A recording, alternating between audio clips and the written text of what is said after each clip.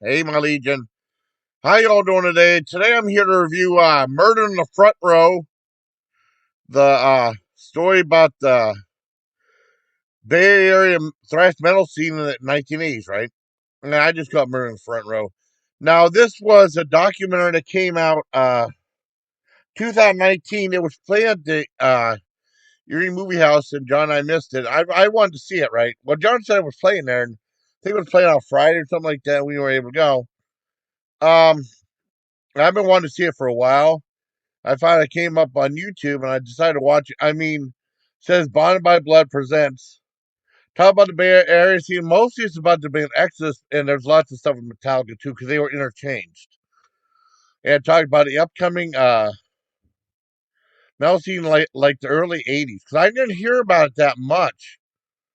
Could they talk about a little bit in New York, but mostly it was in the Bay Area, right? With New York, it was like at the time it was just Anthrax,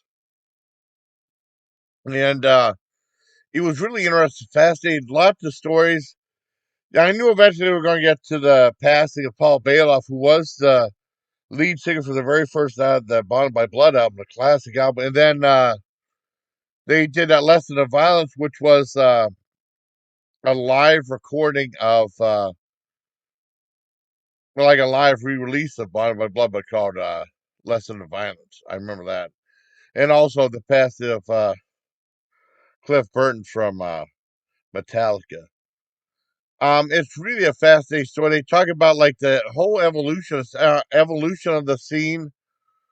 They talk about the club owners. They talk about the managers and stuff. And there are also Testaments in there, Slayers in there, and interviews with the bandmates too, of course. The like the Anthrax. Those are the main guys. Mostly most and um, Megadeth too with Dave Mustaine.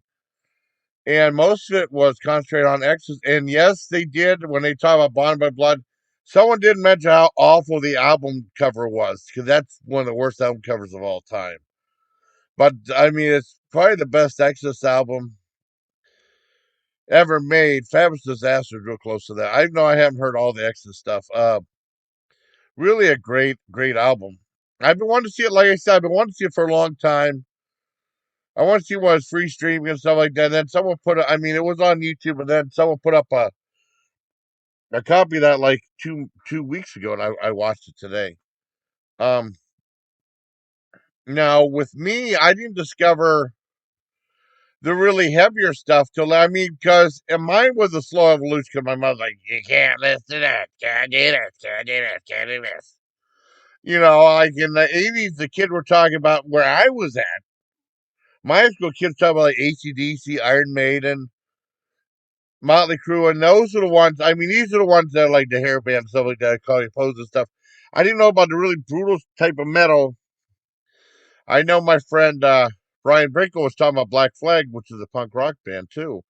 I learned about that from him, and it was just a slow evolution. And then, like, I started hearing about Slayer and stuff like that through what the hell was it? Enigma. I had like a callan from Enigma Records I sent away for something like that. They mentioned Slayer in there a little bit, and I started hearing about, and then eventually I started hearing about Metallica, Megadeth, and stuff like that. And I remember, I think my very first thrash album was.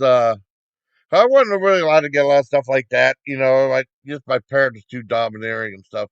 But I did get the Peace Sales but Who's Buying album from Megadeth, so that's pretty unassuming.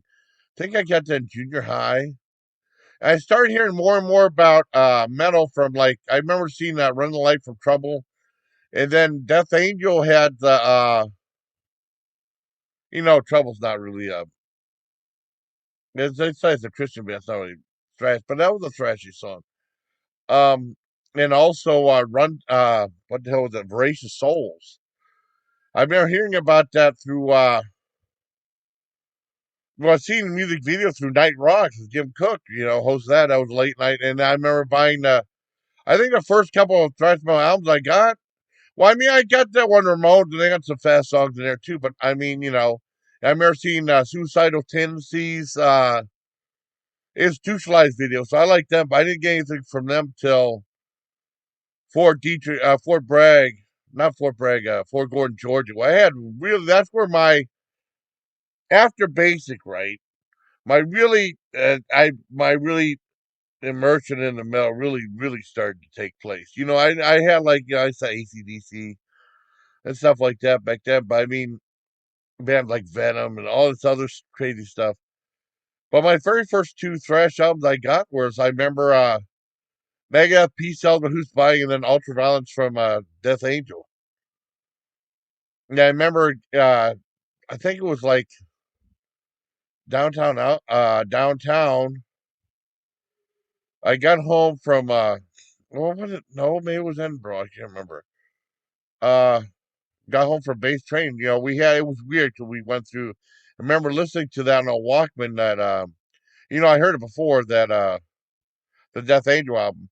And then from them on, I started hearing more and more stuff when I got to Fort Gordon, Georgia. And that's really why I started buying a lot of this stuff and really discovering more and more of that type of music. It's really a fascinating documentary. I'm glad I finally saw it. It's very informative. I mean, there's a bunch of